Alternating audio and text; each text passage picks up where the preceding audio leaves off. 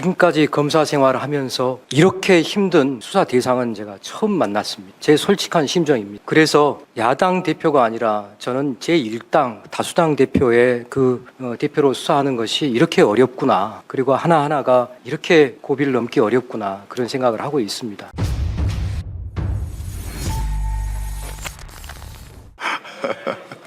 자, 들어보세요. 여주지청 수사, 왜 안철영 국장이 공무원이 평생 직장이었는데 자기가 처벌받을 줄 뻔히 아는 그 허위 공문서 작성을 왜 했을까? 수사 미진이지요. 이제 그렇게 말씀하시면 안 되는 것 같고요. 자, 우리 오늘 총장께서 수사는 조용히 하면 된다. 여야 정치권의 성명을 다 보고 있다. 10개, 20개. 그런 말씀을 하셨어요. 마치 이재명 대표나 민주당에 대한 수사가 시끄러운 이유는 정치권의 그러한 격렬한 논쟁 때문인 것처럼 그렇게 책임 회피적인 말씀을 하시는 것 같은데, 도대체 이 수사든 저 수사든 누가 배우고 누가 감독이냐라는 질문. 정치권은 그냥 평론을 할 뿐입니다. 평론을 아무리 잘해도 실제로 연출을 하고 연기를 하고 하는 당사자는 소재, 즉 피의자가 소재죠. 참고인이 소재죠. 여러분들이 연출하고 여러분들이 감독하고 여러분들이 연기하는 거예요. 그 점을 우리 총장께서는 빠져나오고 계신다, 이런 말씀 드립니다. 모아서 영장 청구하는 게 전공법이다. 개별로 나뉘어서 하지 않는다, 이런 말씀을 했는데, 엄연히 총장께서 결재한 1차 이재명 대표에 대한 영장 청구, 2차 이재명 대표에 대한 영장 청구 쪼개서 한 겁니다. 모아서 한 거 아니죠. 자, 이런 얘기가 있습니다, 총장님.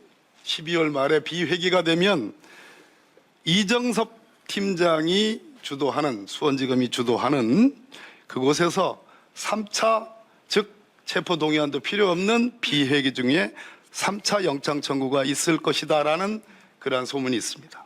총장께서 방금 전에 아까 정회 전에 했던 그 발언에 비추어 보면 어떻습니까? 총장 말씀하고 좀 다른 거 아니에요? 3차 영장 청구가 있다면. 위원님, 지금 저 말 그대로 떠돌아다니는 풍문 같은 말씀을 저한테 질문하시면 제가 답해드릴 도리가 없습니다. 풍문입니까? 예. 예. 그래서 말씀을 듣고 하는 게 좋을 것 같아요. 마지막에 남겨놓지 않고. 예. 자, 법불 악위. 법은 신분이 귀한 자에게 아부하지 않는다. 총장님, 정치권의 기사들을 다 보시는 것 같아요. 이준석 전 국민의힘 대표가 두 가지를 얘기했습니다. 윤석열 대통령이 말씀하시는 쇄신, 진정한 쇄신이 되려면 첫째, 양평 고속도로 의혹에 대해서 국정조사를 해야 된다. 김건희 여사를 바로 겨냥하고 있는 겁니다. 두 번째, 박정훈 전 수사단장의 군복을 더럽히지 말라. 정확한 표현인지는 모르겠습니다만 역시 마찬가지로 항명이냐 외압이냐, 그 외압에 현직 대통령께서 관여한 게 아니냐는 의심을 받고 있습니다. 역시 윤석열 대통령을 직접 겨냥합니다. 국민의힘 대표했던 분이 하는 얘기입니다. 그렇지 않으면 쇄신되지 않는다.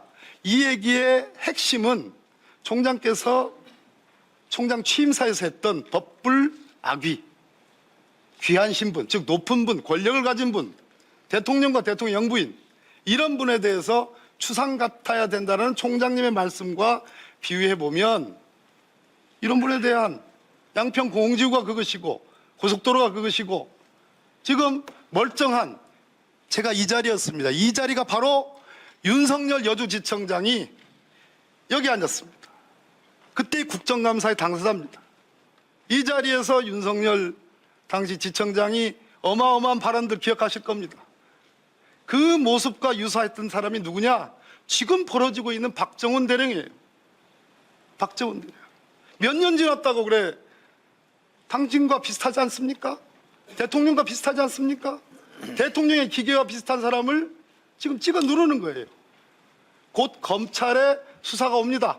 양평 공공지구는 물론이지만 고속도로, 박정훈 대령, 검찰의 이 수사 대상으로 옵니다. 그때 과연 오늘 정말로 청산유수처럼 차분하게 말씀을 잘 하시는 우리 이원석 총장께서 어떻게 지휘할 건지 난 그것이 궁금합니다. 예, 법부를 하기에 대해서 답변하십시오.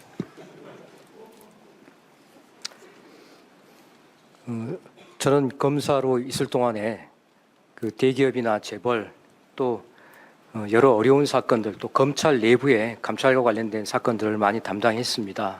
험한 일을 많이 했다고 생각을 합니다. 제가 중앙지검 특수 1부장일 때 박근혜 전 대통령에 대한 수사를 했는데 당시에 전 대통령이 아니라 현직 대통령이었습니다. 또 청와대를 압수수색하고 수석들에 대한 압수수색을 할 때 그때도 현직이었습니다. 또 뿐만 아니라 촛불 집회가 있기 전이었습니다. 저는 그때 이미 검사는 여기까지 하겠구나라고 생각했습니다. 아주 운이 좋아서 검찰총장을 하고 있습니다. 지금도 그 생각과 다름이 없습니다. 그런데 제가 공직이 30년이 됩니다만 지금까지 검사 생활을 하면서 이렇게 힘든 수사 대상은 제가 처음 만났습니다. 제 솔직한 심정입니다. 그래서 야당 대표가 아니라 저는 제1당 다수당 대표의 대표로 수사하는 것이 이렇게 어렵구나. 그리고 하나하나가 이렇게 고비를 넘기 어렵구나. 그런 생각을 하고 있습니다.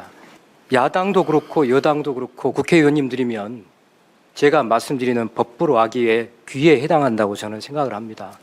대한민국에서 여러분들처럼 어려운 분이 저는 솔직히 없습니다. 1차 영장 청구할 때 저는 체포동의안이 통과됐으면 구속영장이 발부될 수 있다고 판단하고 영장 청구를 했습니다.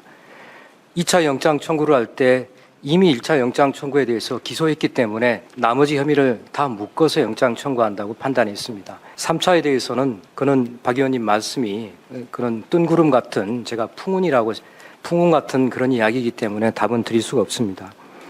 양평 고속도로 의혹 사건은 이미 공수처에 고발이 된 사건으로 알고 있습니다. 또 해군 수사단장과 관련된 사건도 공수처에 고발된 사건으로 알고 있습니다.